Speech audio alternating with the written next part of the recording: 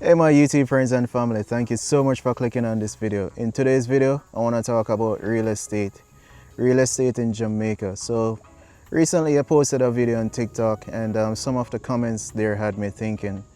So the video I posted was about the Pinnacle in Montego Bay. Those luxury towers in Montego Bay, Redding, Montego Bay. The luxury real estate market in Western Jamaica is showing no signs of slowing down, with more than 65% of the units in the high-rise Pinnacle development already sold. When TVJ News visited the Seventh Heaven properties, a two-bedroom apartment at the Pinnacle was listed at $537,240, while a four-bedroom unit carried a price tag of $2,960,418. CEO Yang Seng Lee of Pinnacle Development says the strong sales reflect a growing investor confidence in Montego Bay's residential market. The multi-tower project is attracting both local and overseas investors, and the company expects all units to be sold by January of 2026. The Pinnacle is showing our culture to the world, that our unique experience and our lifestyle, and that is we tried. So some of the comments were the investors were trying to force out Jamaicans out of their own home, out of their own country. So let's just discuss this topic a little bit and share your opinion. I want to know if that's how you truly feel, or you feel that there's a market for luxury investments in Jamaica. So pretty much when it comes down to real estate, there's two different stories. So on one side you have the luxury mansions in Cherry Gardens, villas in Montego Bay, and beachfront properties in Ocheria selling for millions. Yes, millions of USD. And it's not quoted in Jamaican, it's quoted in USD. So like most of you have seen, like the prices of homes in Jamaica or properties in Jamaica, they're not listed in JMD, so listed in USD. So let me go on further. These properties come with infinity pools, modern design, and breathtaking view.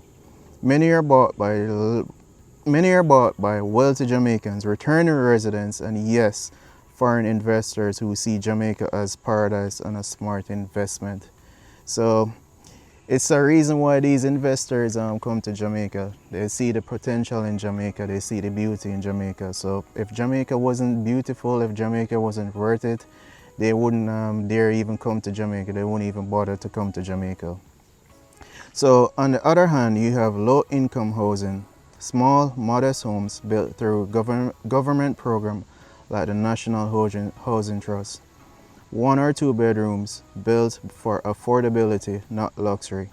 For working class Jamaicans, these homes represent stability and a chance to finally own land.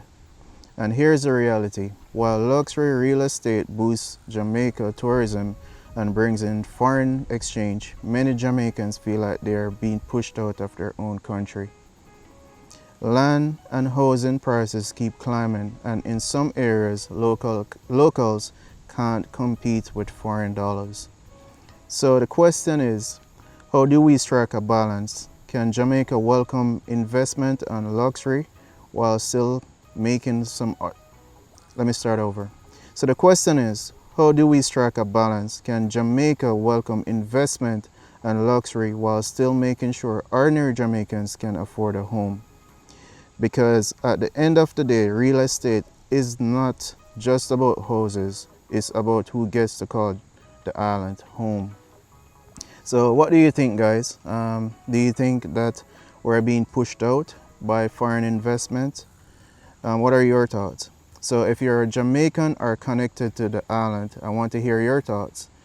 Do you think foreigners are driving up the housing prices, or is it just the market evolving?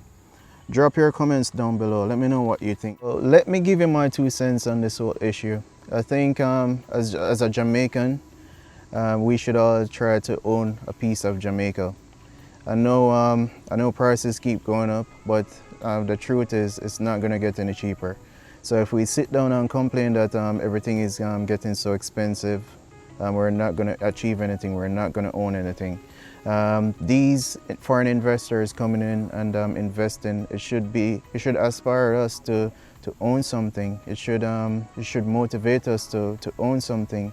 It doesn't have to be a property on the beach. It doesn't have to be somewhere in Kingston, but just somewhere in Jamaica, because you still have properties in Jamaica where it's still attainable. So let's just aspire to own something. Not just focus on the GLE or the big beasts or those things, but let's just try to own a piece of Jamaica, because if we don't, then the truth is all of these lands will be owned by foreign investors. So we can't just sit around and have those people come and own everything. So Jamaica is our own. Jamaica, we have to see the beauty in Jamaica, and we have to love on our country. Because I've even seen people, I've heard people living abroad in England or the US saying Jamaica is too violent, Jamaica is this and Jamaica is that, and they're not going back. The truth is, Jamaica is beautiful. Jamaica nice. No matter what go on, Jamaica nice, and we have to see the beauty, because these Chinese investors and these European investors, they see the beauty and they see the potential. So if we sit around and say, oh, Jamaica this and Jamaica that, and we're not gonna invest, the thing is, Jamaica got everything I got done, and we're not gonna have nothing left. So we can't just say, oh yeah, this getting expensive and that getting expensive. We have to aspire and be motivated and save, and try to own a piece of Jamaica for ourselves. So that's my 2 cents. I don't think we're being pushed out of our country. I don't think because of these investors, lands and real estate is getting more expensive. I think it's just the world we're living in, because everything has gone up. Everything is going up. If we look around us, everything it's the same for US. It's the same everywhere. Because even Canada has a big housing crisis. So I think if we sit down, if Jamaicans sit down, the same thing will reach us, where we're not going to have anywhere to live. So we as a people, I don't know if it's an NHD problem, if NHD need to up their loan. I see where now, I think it's like 4 people now can put together and own a property. If you need to do that, that's what you have to do to own something. But I don't think it's fair to just sit around and say, oh yeah, it's too expensive, and not do anything about it. So let's just put our minds together and start. Start for own piece of Jamaica. And the truth is, a lot of us, like grandparents and parents, leave us properties, and it's just sitting there. It doesn't have a title. That's a start, because if you don't have a title, you don't own the land. You don't have ownership to the land. So you can even start there. Just start by regulating, getting ownership for these lands, and start building.